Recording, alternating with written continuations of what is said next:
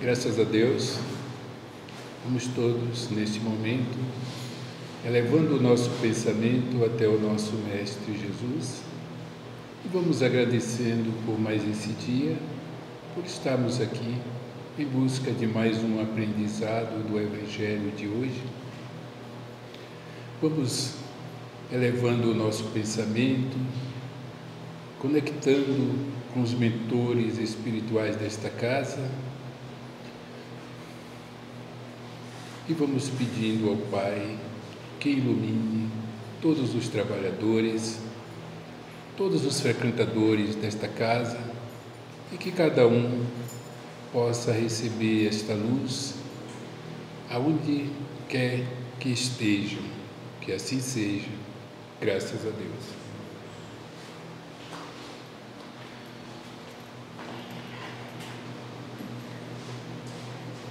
Bom dia a todos. Então, gente, nós estamos gravando para você que está em casa e não pode vir aqui ao centro, porque os outros estão aqui. Então, vê se dá uma resposta, clica lá, escreve, não é isso, Eduardo? Tem que se inscrever, dá o like, sim, se não gostar, reclama, critica, mas dá um retorno, né? Senão não vai valer a pena ficar gravando coisa aqui. Pelo menos eu, né? Então, e você que está pela primeira vez, aqui é o grupo de apoio Joana de Ângeles, seja bem-vinda ou bem-vindo, né? E hoje nós vamos falar, dando sequência ao estudo do livrinho aqui, ó, Conheça o Espiritismo, sobre a doutrina espírita e Allan Kardec. Então, doutrina, como todo mundo sabe, é um conjunto de princípios que regem uma escola filosófica, literária, política ou religiosa. A doutrina espírita é uma ciência filosófica com consequências morais. Então, tem 5 princípios básicos: a existência de Deus como inteligência suprema do universo, criador de todas as coisas, a imortalidade da alma, que é o princípio inteligente do universo, a pluralidade das existências, ou seja, a reencarnação, para o aprimoramento dos espíritos e também dos mundos. A pluralidade dos mundos, ou seja, a vida em todo o universo, e esse intercâmbio entre as várias moradas do Pai e a comunicação com os espíritos, que é o intercâmbio com o mundo espiritual e o mundo material. Então, o Viana de Carvalho, ele diz assim, que o Espiritismo é a ciência da religião, a religião da filosofia e a filosofia da ciência. Ou seja, é a síntese do conhecimento universal dos espíritos. Então, a doutrina é ciência porque ela investiga, experimenta, comprova, sistematiza, conceitua, as leis, os fatos, as forças, os fenômenos da vida, da natureza, dos pensamentos, dos sentimentos humanos. Então, é uma ciência, e depois nós vamos entender por que Kardec diz que é ciência. É filosofia porque ela cogita, induz, deduz as ideias, os fatos lógicos sobre as causas primeiras, os efeitos naturais. Ela generaliza, sintetiza, reflete, aprofunda, explica, estuda, discerne, define motivos e consequências, os comos e os porquês dos fenômenos relativos à vida e à morte. E é religião, mas não nesse sentido que a gente pensa de religião, ou seja, aquela religião dogmática, cheia de rituais e tal. Não, mas é religião porque nos religa, porque reconhece a paternidade divina, a irmandade universal de todos os seres da criação e estabelece assim o culto natural do amor a Deus e ao próximo. Então, Herculano, ele diz na introdução do Livro dos Espíritos que certa feita Emmanuel falou o seguinte, achei muito bacana, por isso que eu coloquei aqui, que Emmanuel comparou o Velho Testamento como um apelo dos homens a Deus. Então, naquela época, né, os profetas e tal, Abraão, então eles apelavam, queriam entender, era um apelo do homem ao Deus. O Novo Testamento com Jesus era uma resposta de Deus aos homens, aos apelos dos homens. E que a doutrina espírita, a terceira revelação, né, seria uma síntese deste diálogo. O momento em que o apelo que os homens fez a Deus e a resposta de Deus através do Cristo aos homens se fundem na compreensão espiritual, abrindo assim caminho para uma nova fase terrena. Bacana, né, esse pensamento de Emmanuel. Então Jesus, né, tinha prometido esse Consolador e de fato ele vem nos tempos, na época predita. É interessante, depois a gente vai entender por que essa época, né? Porque Kardec vai dizer num momento que se tivesse vindo antes não teria dado certo, se tivesse vindo depois também seria solapado. Então que ele veio, ou seja, os fenômenos, as mesas, tal, veio no momento certo, e nós vamos entender daqui a pouquinho, né? Então, como foi que se deu esse advento, né, da doutrina espírita? Normalmente a gente fala das irmãs Fox, todo mundo sabe, né? Das menininhas de 11, 13 anos que batiam, brincavam, batiam lá na parede, a parede respondia e tal. Então, este fenômeno, né, que no fim se comprova, porque era um espírito que se comunicava com batidas, né? Então, ele acaba, através de um código, explicando que, de fato, ele viveu, ele passou naquela casa, foi morto e estava enterrado no porão. Então, veio o pastor da cidadezinha, depois a polícia, desenterraram, cavaram, acharam o documento, acharam vestígios, acharam cabelo, mas não acharam o corpo. O corpo só foi descoberto, segundo o que eu li, em 1904. Estava atrás de uma parede, mas ficou comprovado para o mundo todo que realmente a alma sobrevive, conserva a sua individualidade, identidade, sua memória, enfim, era uma comprovação de que vive e pode se comunicar, né? Isso explodiu no mundo todo, porque foi nos Estados Unidos, mas foi para a Europa e tal. E aconteceu isso em 1848. Em 53, né, surgem então as mesas girantes, nos salões lá de Paris, né? Então, mas não só em Paris, ela acontece na Europa toda, no Canadá, nos Estados Unidos e até aqui no Brasil. E é interessante, depois nós vamos ver, estou só antecipando, que aqui no Brasil, antes de Kardec decodificar a doutrina, já tinha grupos consultando a mesa e fazendo uma espécie de centro espírita, né, ali naquela época. Então, essas mesinhas virou febre, né, na época, os salões de Paris, né? E quem que vai lá ver esse fenômeno?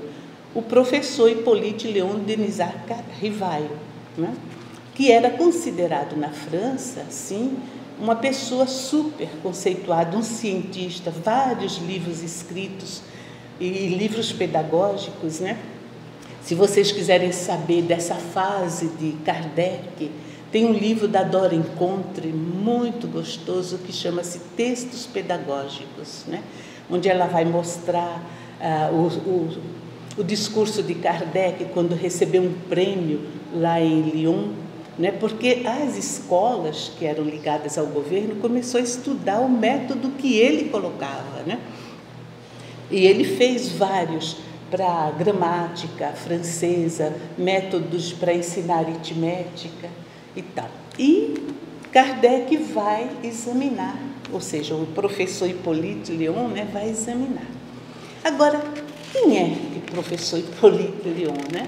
Então, a gente sabe que ele era, mas como começou tudo isso, né? Então, Kardec nasceu em 1804, e aí ele vai estudar, aos 11 anos, ele termina o que seria, acredito, a quinta série do primário aqui, né? E vai para completar lá na França, na Suíça, com Pestalozzi. E ele tinha 11 anos. E quem era Pestalozzi, gente? Já era discípulo de Rousseau, e Rousseau é de 1700, né? E o que aconteceu em 1700? Aí a gente vai caminhando e vai entendendo o contexto em que tudo isso foi envolvido, né? Então, depois da Revolução Francesa, houve assim uma explosão, digamos, um impulso muito grande nas ciências, na filosofia, né?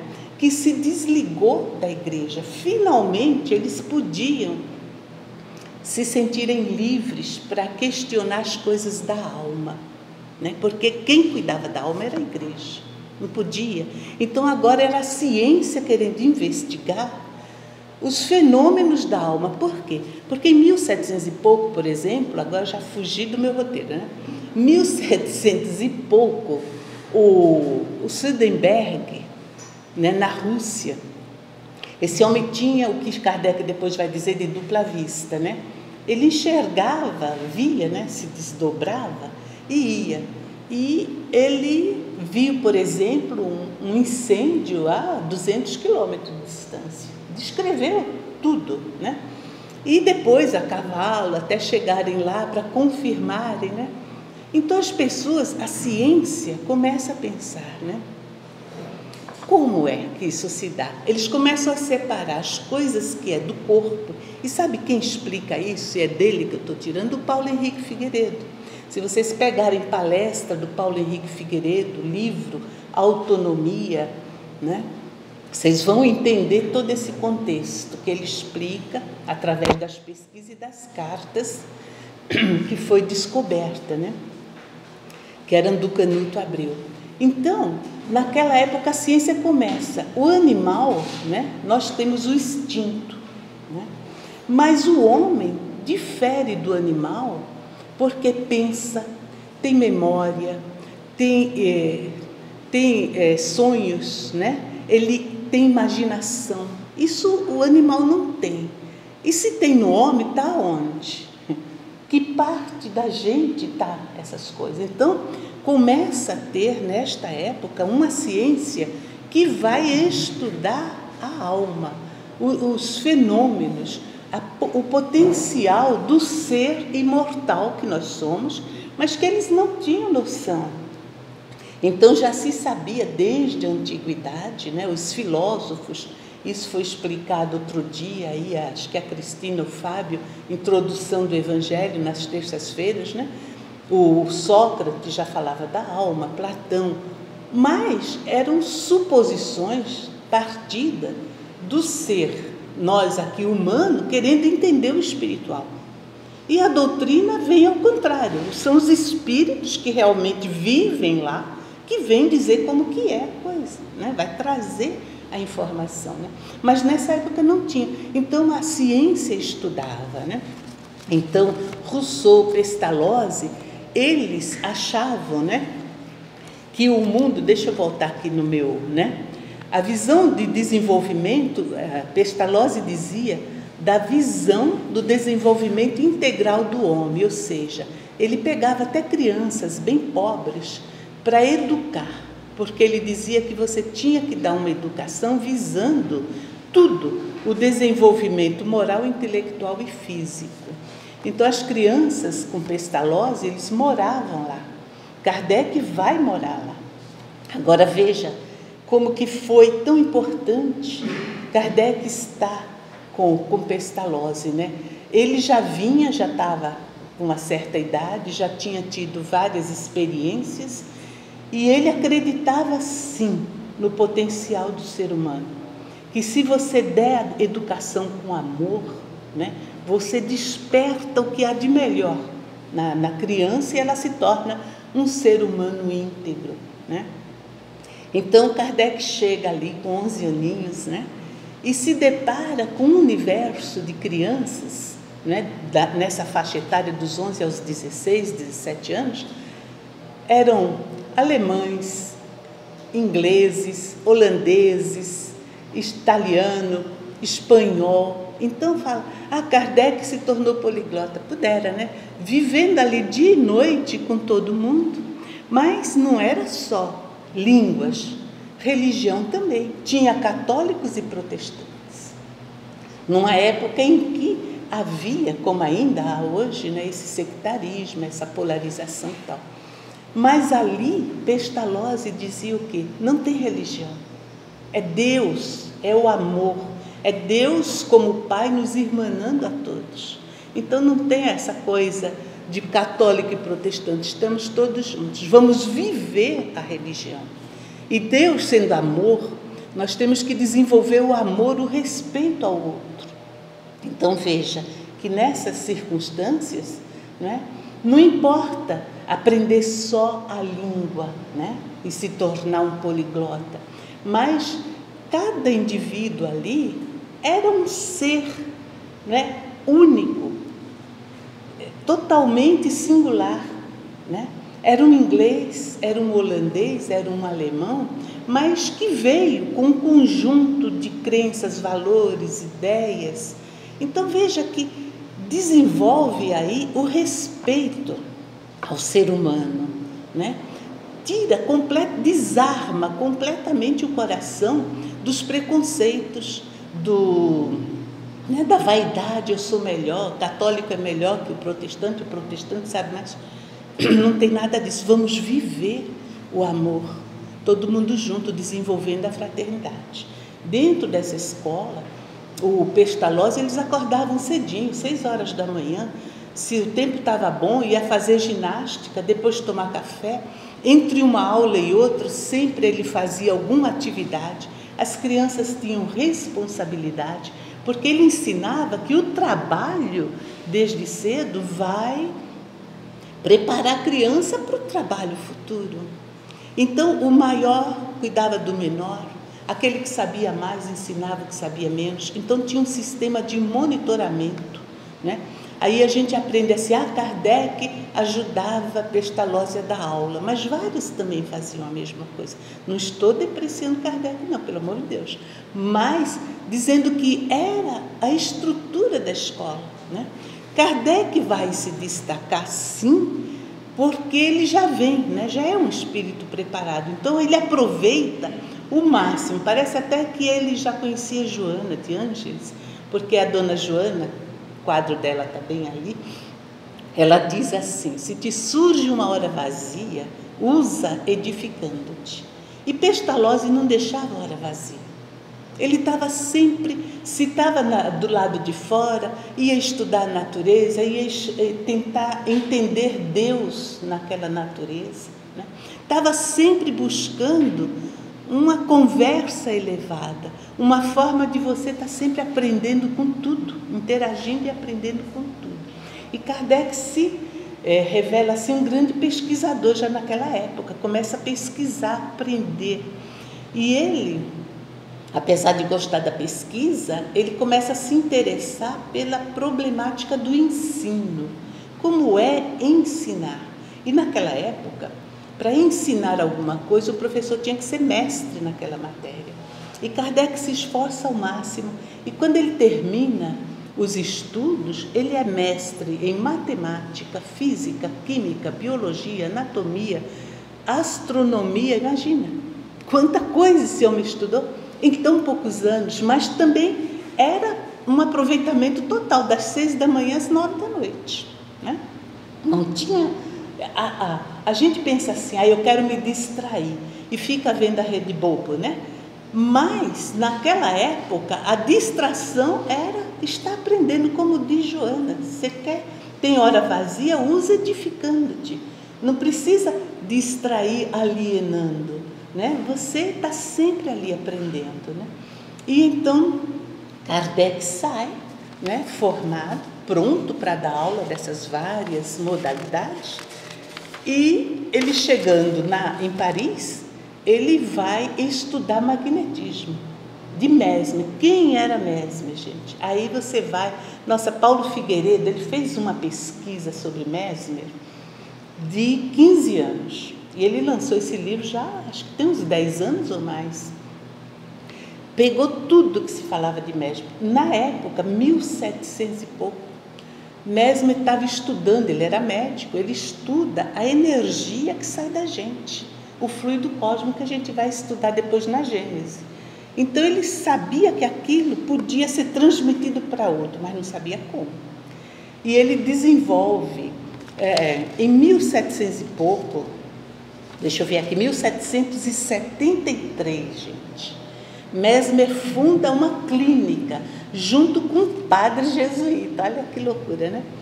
Com um padre jesuíta de nome Hell. E ele funda para tratamento de pessoas doentes através do magnetismo, com a manipulação que ele passou a chamar de fluido magnético. Seria uma imposição de mãos que transmitia, fazia transferência do fluido de um corpo para outro e provocava também o sonambulismo, inclusive a distância. Imagina, naquela época, ele pensava em alguém, começou a fazer esse tratamento, de pensar, que é o que hoje a gente faz, passe à distância, Ele pensava e a pessoa sentia e chegava a entrar em transe sonambúlico. E no transe sonambúlico, bom, isso a Cristina vai explicar depois, acho que a semana que vem, sobre o perispírito. Mas, dando uma pinceladinha, a pessoa pode se manifestar, entrar em contato com outros espíritos. Quer dizer, era um fenômeno que ele, como cientista, o Mesmer, estava estudando, mas não tinha chave para entender como que era esse mecanismo, Mas isso em 1773. Então, depois da Revolução, nesse boom que deu aí a ciência, a filosofia, essa época do iluminismo, então, o que nós vemos, havia, diz Paulo Figueiredo, a ciência espiritualista, Então, ele fala assim, havia um entrelaçamento, diz o Paulo Figueiredo, entre a filosofia clássica, a filosofia pedagógica e a filosofia científica. Imagina, por quê? A filosofia começou a usar os métodos da ciência para entender os fenômenos da alma. Então, quando se fala que era toda baseada numa pedagogia e numa psicologia, essa psicologia não é a psicologia dos dias de hoje, a psicologia clínica, mas era a psicologia no sentido de buscar entender o psiquismo, Então, era uma ciência psicológica que diferenciava o ser humano do animal, buscando compreender as faculdades da alma, que o animal não tem, ou seja, razão, vontade e imaginação. Até porque, filosoficamente, eles entendiam que razão, vontade e imaginação é que produzia o avanço do ser humano. Porque sem vontade, sem razão, sem imaginação, você não sai do lugar. Então, e por que uns têm tanta vontade e outros não têm nada? Por que uns têm mais inteligência e outros não? Olha quantas questões já havia povoando o povo naquela época, Ciência, filosofia. E não foi só aí, porque essa ciência, essa filosofia, começou a influenciar os escritores. Você pega os livros de Victor Hugo, como diz o Divaldo, Pega os livros dele, já na época, ele já falava, Quando surgem as mesas, havia já vários grupos de cientistas que vão consultar os espíritos através das mesinhas, com perguntas que eles estudavam e não tinham respostas, eram só suposições dentro da filosofia e da ciência, Então, eles queriam que a psicologia espiritualista vai estudar os fatos do espírito. E a proposta desse estudo, diz Paulo, fez um sucesso tremendo. Veio até para o Brasil. Dom Pedro tinha imposto porque esse estudo começa a fazer parte do currículo das escolas. Então, em 1830 até 1848, se não me engano, fazia parte, até 1848, fazia parte das faculdades estudar essa matéria, se quisesse, não era obrigado, porque estava na área de humana, Então, tinha o espiritualismo racional, para estudar, através da ciência, da filosofia, essa parte nossa, que realmente nos move, que nos diferencia do animal. Então, havia dentro do espiritualismo o da igreja, quem quisesse, tivesse sua fé religiosa e quisesse estudar a alma através da igreja, E havia esse espiritualismo racional, que era a psicologia, a ciência filosófica, implantada nas universidades, que tratavam o espiritualismo usando a razão. Havia ainda o campo das ciências exatas e naturais, que se mantinha no campo materialista, ou seja, quer estudar física, química, sem entrar nesses detalhes, vai. Então veja como era esse universo que Kardec viveu, né? Por questões políticas, depois de 1848, mudou de novo, até porque, quando a gente vai ver, tem um livro, eu e os livros, né? Mas é de lá que a gente tira, né? Então, no tempo de Rivail, em torno de Rivail, ou seja, o mundo em que Kardec viveu, esse livro, ele aborda todas as questões, né? A filosofia, a ciência, as artes, a política. E na questão da política, ele explica lá que em um século a França teve 7 mudanças de governo, gente, entre monarquia, república, vida de novo, revolução, 7 em um século. Então, de novo, em 48 teve outra revoluçãozinha e a igreja entrou Napoleão III, que vai assumir, né? E aí Napoleão dá a educação para a igreja então proíbe tudo. E é por isso que a gente fica sabendo que Kardec já não dava mais aula. Não podia, né, falar o que ele acreditava, né? Então, nessa época, já está acabando o tempo, os salões eram frequentados ali não só para distrações, mas também por intelectuais.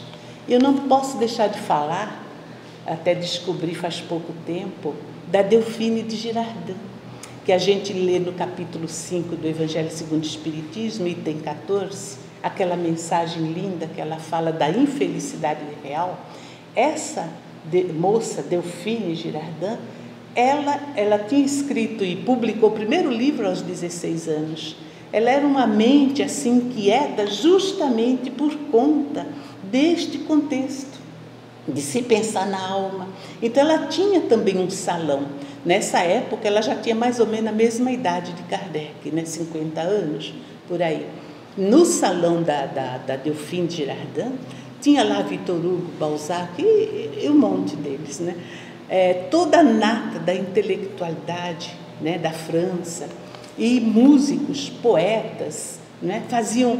ela própria escreveu vários livros, poemas, escreveu peças de teatro, música.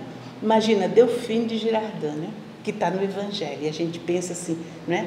E era uma contemporânea de Kardec. Então, quando ela sabe que o professor Hippolyte tinha ido ver as mesas, ela vai ao encontro dele.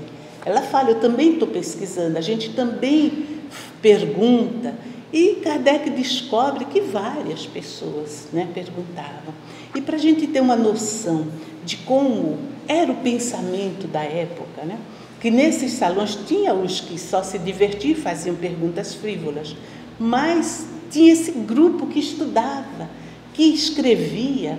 Então tem uma poesia, eu anotei aqui que é curtinha, de 1823, olha só o tempo, né, de Lamartine, e ele diz assim: morro e ainda não sei o que é nascer. Tu, aqui em vão interrogo, espírito, hóspede desconhecido, antes de me animar, em que céu habitavas? Que poder te lançou sobre esse frágil globo? Que mão te fechará em tua prisão de argila? Por qual novo palácio deixarás a terra? Esqueceste tudo? Além do túmulo, vais renascer ainda em um novo esquecimento? Vais recomeçar uma vida semelhante? Ou, no seio de Deus, tua origem e tua pátria, liberto para sempre de teus liames mortais, vais gozar, enfim, de eternos direitos? Deu para pegar, gente? Conceito disso. Discutir isso num salão. E aí a mesinha vem, e aí, mesinha? Para onde a gente vai depois que sai? Não é? Então, tinha esse contexto. Quando Kardec vai falar, a doutrina é uma ciência, é porque já havia essas ciências, né? Paulo vai explicar isso direitinho. Eu convido vocês para, se não quiserem ler o livro Autonomia, que é um senhor livro, vale a pena, ouçam as palestras dele, Paulo Henrique de Figueiredo, Autonomia, peguem lá, vejam. Então, Kardec vai, né? Agora encerrando, ele fica sabendo que realmente é uma missão. Zéfiro, que é o guia dele, vai falar para ele, sim, você já foi um sacerdote druida, você se chamava Allan Kardec, você é um espírito preparado e tal. E ele assume, até porque o guia, né, Zéfiro, fala, se você não quiser, porque é o livre-arbítrio, né, a gente já tem outros preparados, que seria Leon Denis, Camille Flammarion. Agora veja, isso tudo povoava o universo já há 2 séculos quase. Essas questões, esse desejo de saber as coisas do espírito. Então, quando Kardec lança o primeiro livro, 2 anos depois de estudos profundos, porque aí, logo de cara, vieram 50 cadernos cheios de perguntas de outros grupos. E ele começa, então, a estudar, usando o bom senso, e veja como foi importante Pestalozzi, né? Porque desarmados, sem preconceito, entende? Simplesmente olhando os fatos, tal qual era, usando o bom senso e o conhecimento dele, isso aqui sim, isso não, e foi. E os espíritos orientando. Então, ele lança o primeiro livro dos espíritos, com 501 questão, e era pura ciência. Ali, diz o professor Vladimir Sanches, que ele era o aprendiz, né? Ele não questionava muito, mas atento a tudo, absorvendo tudo. E fez um sucesso estrondoso, porque os cientistas todos, nossa, agora tem a chave, tem as respostas. A gente vivia buscando entender e agora está tudo aí, a resposta está toda aí, né? E Kardec, então, em seguida, foi em abril, né, em janeiro do ano seguinte, em 58, ele já lança a Revista Espírita, em janeiro. Em abril deste mesmo ano, ele funda a Sociedade de Estudos Espíritas, né, psicológico, e aí começa, e depois segue na sequência toda a obra dele, né, que vocês já conhecem, o Livro dos Médiuns, o livro, né, o Evangelho. Aí a Delphine de Girardin havia desencarnado um pouco antes dele lançar o livro. E para onde vai? Olha que prova bacana, né? Da sobrevivência da alma. Delphine vai se juntar à equipe espiritual, porque quando Kardec vai lá para o sul da França escrever o Evangelho, quem que vem trazer uma mensagem no capítulo 5? Delphine. E na Revista Espírita ela deu várias comunicações, ou seja, o espírito vai, desencarna e vai estar com quem ele se afina, fazendo o que realmente o coração dele pede, né? Então isso, gente, é a nossa doutrina espírita, né? Aí veio para o Brasil, aqui, né, a Federação Espírita foi fundada aqui em 1884, né? Em 60 surgiram as primeiras publicações e segue-se toda uma gama né? Eurípides Barçanufo, Caibá Schutel, Bittencourt Sampaio, Bezerra de Menezes, que começa a difundir a doutrina aqui, né? Seguindo esses livros. Então é isso que a gente tem para, não sei se deu para vocês entenderem, estude, leiam, né? É o universo de Kardec. E a gente vai encerrando então, gente, agradecendo a presença, né? Agradecendo vocês que estão aí dentro em casa. Questione, pergunte, se vocês estivessem aqui, iriam me fazer perguntas agora, né? Então, ponha lá nos comentários. E a gente agradece a esse espírito maravilhoso, Kardec. Diz a menina que Kardec escreveu a Revista Espírita, só da Revista Espírita foram 4.500 páginas, eu não sei mais aonde que eu anotei, 4.500 páginas escritas à mão, só na revista. Imagina quanto, desculpe, a minha garganta já foi. Imagina quanto, gente, que esse homem escreveu, o quanto ele fez. Então não tem como não agradecer nossa gratidão a Kardec, onde ele estiver, não é? Nosso carinho, respeito por esse espírito, e a Jesus, nosso mestre, que a gente possa começar a aprender a sentir a presença de Jesus, porque Ele está conosco, né? Como Ele diz, estarei convosco todos os tempos, até o final dos tempos. Que a gente aprenda a sentir a presença de Jesus, a sentir sua energia, a nos envolver, a nos dar ânimo, coragem, fé, confiança, esperança, alegria, para que sejamos, sim, um instrumento desse mestre, dessa espiritualidade, levando o pouquinho que a gente possa saber, mas principalmente exemplificando aquilo que Kardec preza tanto, né? O amor ao próximo. Que Jesus, então, nos abençoe e possa envolver toda a nossa humanidade em muita paz, muita fé e muita alegria. Até breve. Obrigada.